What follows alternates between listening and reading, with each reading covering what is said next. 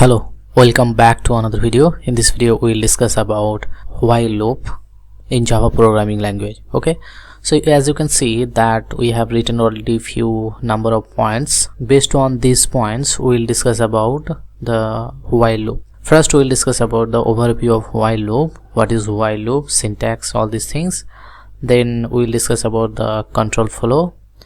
After that we will discuss about the example, a simple while loop, infinite while loop. Then we'll discuss about breaking out of a while loop, skipping iteration with the continue.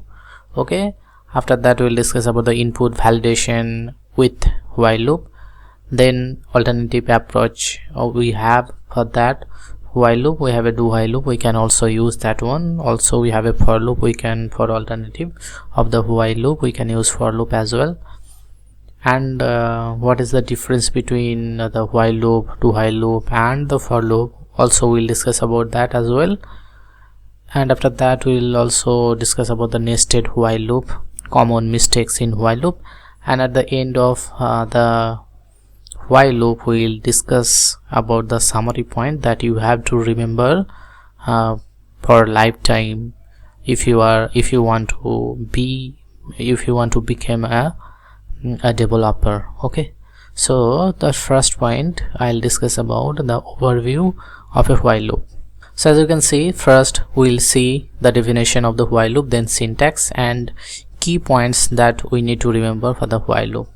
So in Java, a while loop is a control flow statement that allow code to be executed repeatedly based on a given condition. Okay, and the loop continues to execute. The loop continues to execute as long as the condition remains true. Once the condition becomes false, the loop terminates. So that's why I have written in a small form of the definition, it executes a block of code as long as the given condition is true.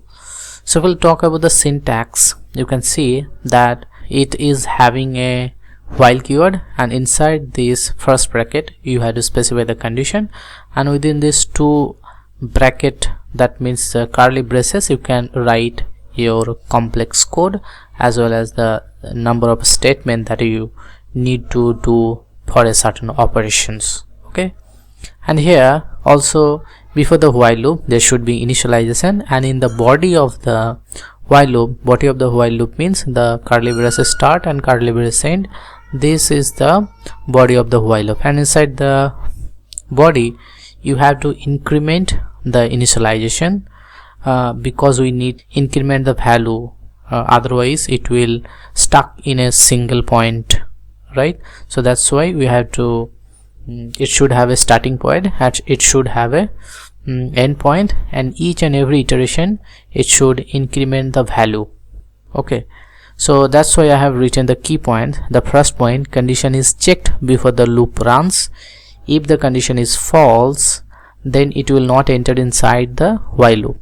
If it will be true, then it will go inside the body of the while loop. Okay, and loop continues until the condition becomes false. And the third point, if the condition is initially false, the loop does not run. Okay, let's jump into the coding section, and there I'll discuss about the syntax and everything. So as you can see, we have a code editor, and we'll first write our syntax like this way. So as you can see, we have the while loop, right? And before that we have to declare a variable like integer I equals to, you can start it from 0, you can start it from 1 as well. Okay, so based on your choice you can take it, but remember that it should not be confusing, because if you'll start it from 0, then you should consider that when it will be 0, then also it will run based on the condition.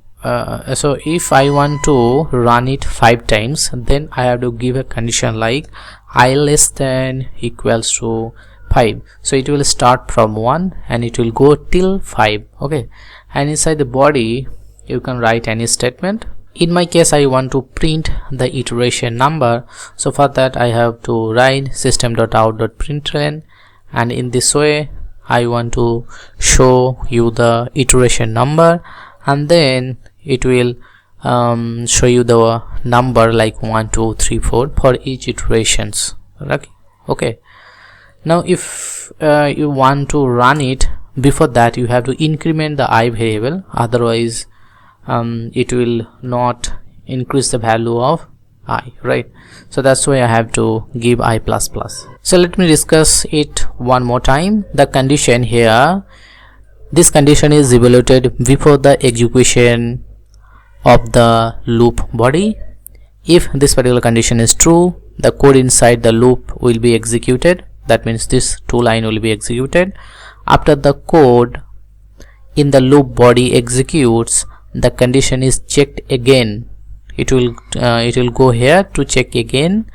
If the condition is true, the loop executes again. If the condition is become false, the loop terminates and control is passed to the next statement of the loop. Next statement means it will go outside of this loop and it will come here and it will end the program. So this part is called initialization, this part is called condition checking, and this part is called not initialization, this part is called the increment.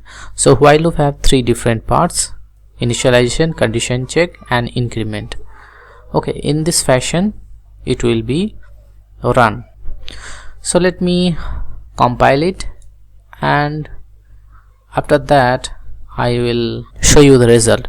As you can see, no suitable method for the print ln, and you have to remember that I have missed one thing here. You have to give it plus here instead of comma. So in other programming language like X++ programming language, you can use a comma, but here and in this place we use %1 instead of D, and in Java we use plus. So that's why you have to remember this one. So I have missed that one. Now again try to compile it. So you can see tool completed successful, that means compilation process done. Now again go to tool and just run it. You can see it's showing iteration 1 2 3 4 5. So also we don't need here %d as well. In C programming language we use %d.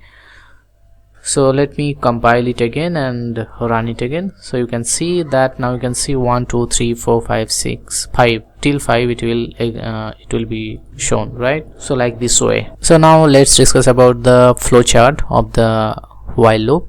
As you can see that first we have to initialize the loop variable. So loop variable here is our I, and initially the I is set to 1, correct? And then we check the condition is true or not. So the condition is I less than equals to 5. So initially it will be true and it will go to the body of the loop and it will print the iteration number, that is the iteration 1, and then it will update the value of the I variable from 1 to 2, and then again it will go to the condition checking, that's 2 is less than equals to 5 or not, and like this way it will go till 5, and when the I value of the I will be 5, it will be incremented to 6, and then it will check again that condition is true or not, 6 is less than 5 or not, so it will be false, so it will go to no part and it will exit here.